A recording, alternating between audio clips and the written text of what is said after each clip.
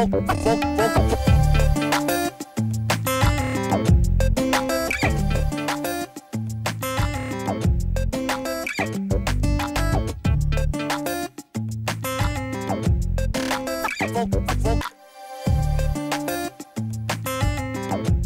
Club de la Com, c'est un acteur essentiel depuis très longtemps dans la région Midi-Pyrénées, puis aujourd'hui Occitanie. Et la région Occitanie est évidemment un partenaire incontournable, historique, et notamment au travers des trophées de la Com.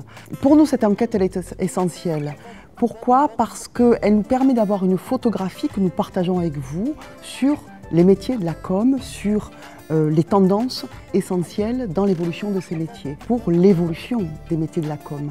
L'objectif pour la région, au travers de notre plan régional de formation, c'est d'avoir la connaissance des métiers, pour permettre ensuite de déployer une formation adaptée, de proximité sur le territoire, qui ont besoin bien sûr de compétences dans leur entreprise. Nous avons besoin également de déployer des formations au plus près des salariés pour sécuriser les parcours professionnels, pour répondre à la mobilité professionnelle en termes de compétences. Nous voulons être aussi à vos côtés parce que cette enquête, pour nous, c'est un baromètre de l'économie régionale. Vous le savez pertinemment, quand il y a une croissance atone, voire une crise économique, quels sont les budgets qui sont le plus impactés? Ce sont les budgets de la com.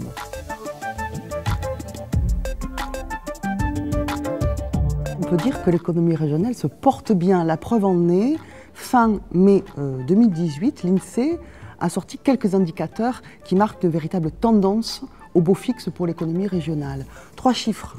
La croissance et l'emploi par rapport à 2016, c'est plus 1,8%. Le taux de chômage, il faut savoir que la région a quand même un taux de chômage assez élevé. Parmi les régions de France, eh bien, il est en baisse de plus de 1%. Et un indicateur aussi très important, c'est la création d'entreprises. Eh bien, par rapport à 2016, la région a créé plus 5% d'entreprises. Donc c'est bien le signe que l'économie régionale va bien.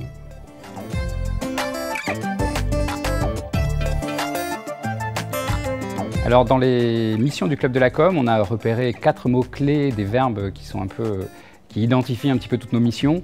Il y a l'exploration, le fait de comprendre, le verbe fêter aussi dans la convivialité, et le verbe observer, qui est une certaine obligation pour nos métiers, car si on veut être cohérent et compétent sur nos activités, il faut qu'on observe l'actualité, le présent, parce que nos métiers évoluent assez vite, et voire même de plus en plus vite. Donc mieux on observe et plus on se permettra d'avoir des perspectives pour l'avenir de nos métiers. On est heureux, très heureux et très fiers de présenter ce premier observatoire des métiers de la communication et du marketing.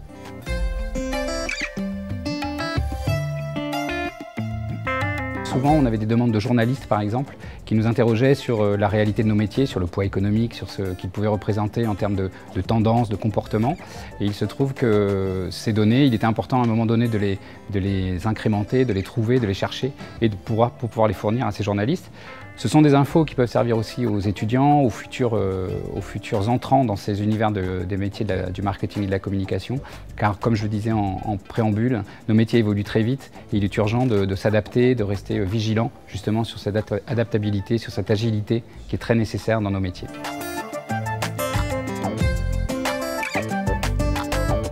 Déjà, le métier de communicant a probablement fusionné aujourd'hui avec celui de marketeur. Il n'y a plus de distinction. Manifestement, quand il y a une équipe marketing, il y a une équipe communication et vice-versa. Et c'est de plus en plus la même personne, surtout évidemment dans les petites entreprises. Ensuite, il s'est considérablement élargi. Il y a énormément de techniques qui sont entrées dans la communication aujourd'hui et qui ont fait que énormément de jeunes sont rentrés dans notre métier, surtout chez l'annonceur par ce biais-là.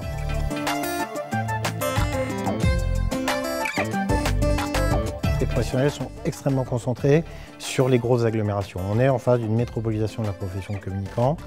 Alors c'est normal, c'est là qu'il y a les plus gros réservoirs de clientèle. L'inconvénient, le revers de la médaille, c'est probablement que dans les régions plus rurales, un peu plus en recul, on a moins accès à la profession et il y a probablement des efforts à faire de la part des professionnels. Deuxième gros enseignement, c'est que les freelances font l'ossature du métier et ils ne vont pas forcément très bien. Leur niveau de revenu est moins élevé que la moyenne. Ils ont plus de difficultés à maintenir des relations de longue durée. Probablement parce qu'ils ont du mal à travailler en réseau, en croisant leurs compétences avec seuls d'autres professionnels. Troisième gros enseignement, c'est que le métier s'est considérablement élargi, on l'a évoqué. Il y a de plus en plus de techniques qui aujourd'hui en font le quotidien. Et enfin, on peut se poser la question de deux domaines également de progrès. Premier, c'est la professionnalisation des acteurs. On s'est rendu compte que les annonceurs avaient l'impression de donner des bons briefs, mais que les agences avaient l'impression de recevoir des briefs très mauvais. Vraiment très mauvais, la note est assez impressionnante. Alors la question qu'on se pose, c'est justement à quel point on a des acteurs de ce métier qui sont formés à le faire. Également, on s'est rendu compte qu'il y avait probablement une différence de perception de la notion de création. Là où les annonceurs veulent de la créativité, il apparaît que les agences ont l'impression que les annonceurs n'en veulent pas.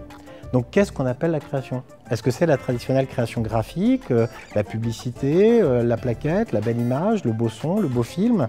Ou est-ce qu'on n'a pas, de la part des annonceurs, notamment du fait de cette interconnexion du marketing et de la communication, est-ce qu'on n'a pas une exigence de créativité plus large qui inclut l'innovation, l'originalité des réflexions, avec une dimension plus marketing et qui intègre plus l'entreprise en général? Funk.